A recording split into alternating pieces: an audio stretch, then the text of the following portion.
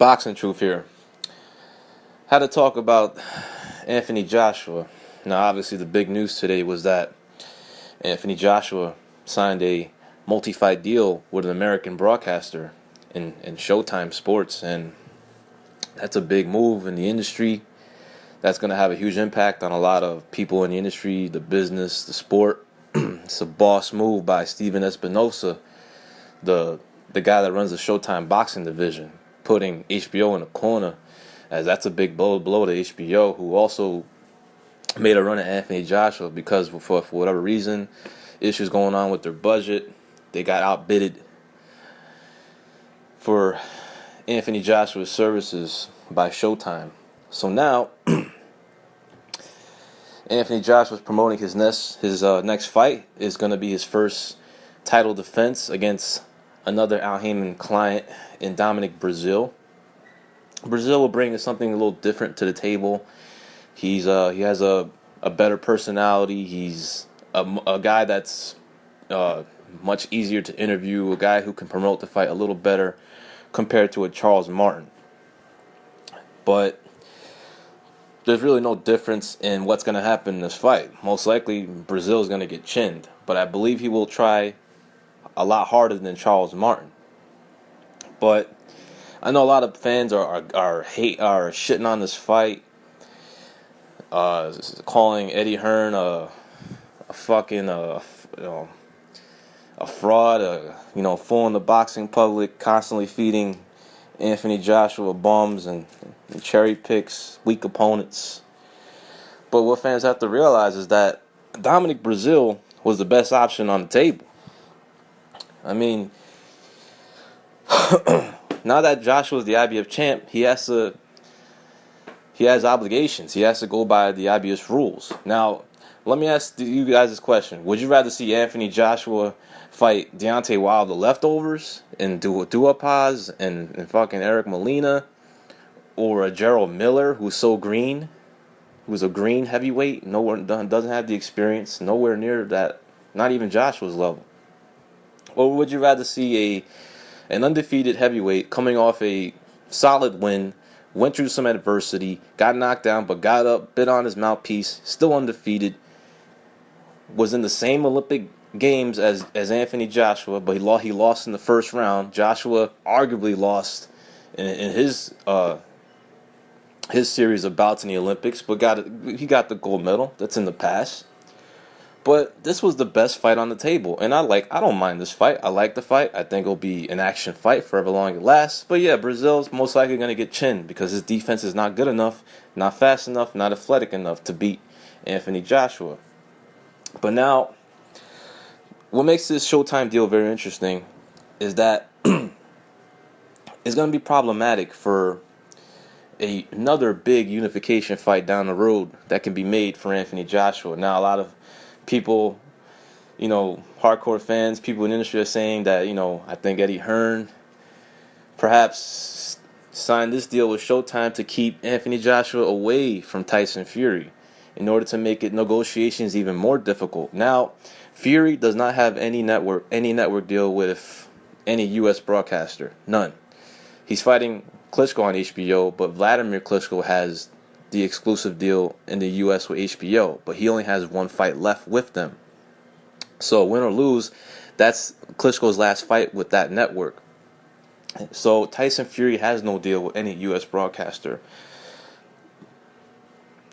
Is HBO going to be interested in signing Fury to a deal if he beats Klitschko again? I'm not really sure. And also, what could HBO even offer him? There's no fights HBO could offer him. All the guys are on the other side of the pond or the other side of the street and at Showtime. Deontay Wilder, Anthony Joshua are on that side as well, and those are the two money fights that Tyson Fury wants. I mean, what is HBO going to offer Fury? Luis Ortiz? Fury's not going to want that fight. There's no money in that fight. It's a great fight, but there's no money in it. This is a business. So another thing that can make this fight problematic to make is that, say Fury beats Klitschko in a rematch, Anthony Joshua is expected to beat Brazil. So how are they going to make this deal? Anthony Joshua's a matchroom fighter. He's on Showtime, and he fights on Sky. Now, Fury did a deal with Box Nation, and according to Frank Warren, it's more than just a one-time deal, a one-time fight for the Klitschko rematch. So most likely, if Fury doesn't retire like he says he is, I don't think he will. He's just bullshitting around. But if he doesn't retire after the Klitschko rematch, most likely his next fight's gonna be on Box Nation. So it's gonna be the negotiation is gonna be very difficult, a little difficult to make. The fight's big enough for a co-production eventually for later in the year, but it just makes it very complicated to get a deal done. So a lot of people are saying, Eddie Hearn playing it safe, putting him on a network like Showtime to keep him away from Tyson Fury. Just, delay that fight, have a few development fights for Joshua as champion. And here's another issue. Now that Anthony Joshua is on Showtime, is he going to be fed a bunch of Al Haymon clients? What's next after this? Are we going to see Chris Arreola? Are we going to see Gerald Washington? Are we going to see Antonio Tarver? I hope not. That would be a disgrace. So it just makes you wonder: is Haymon going to keep feeding Anthony Joshua his heavyweights to pretty much just use as cannon fodder?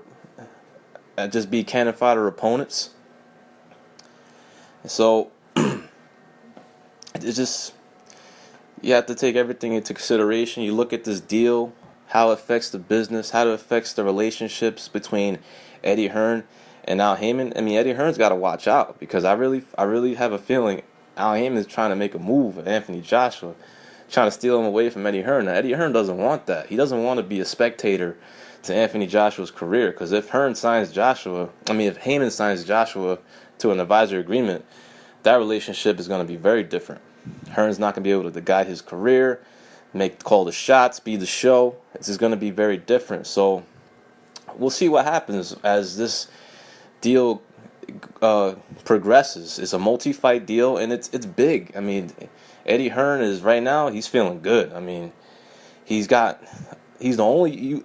Joshua is the only UK fighter that has a broadcast deal with an American network. And Eddie Hearn has been trying for years to get a bunch of his clients, a bunch of his fighters to get deals in the U.S., pitching his fighters to the other broadcasters in the U.S., and he would hardly get any interest. He wouldn't even get a response from emails he sent. But to get an immediate response when it comes to Anthony Joshua, as he's rising, his popularity is growing. He's putting on great display of showcase knockouts, and he's feeling like on top. Like he's one of the the big players in boxing. He is, man. He's got a big valuable piece on his chessboard, and he's making moves. And now he's engaging on the American market, and it's gonna be interesting to see how Showtime develops. I mean, just see what they do with him. Will Joshua eventually come to America? Will he fight in New York? Will he be on pay-per-view here in America? And of course, that fight with Deontay Wilder, a potential unification fight, makes it a whole lot easier to make, since both guys are doing business dealings with the same network. So, of course, Wilder has to get past Povetkin, but that's definitely a big fight that can be made. Also, Wilder was one of the reasons Hearn considered the deal with Showtime, because Wilder is a champion, and a big unification fight could be made down the road.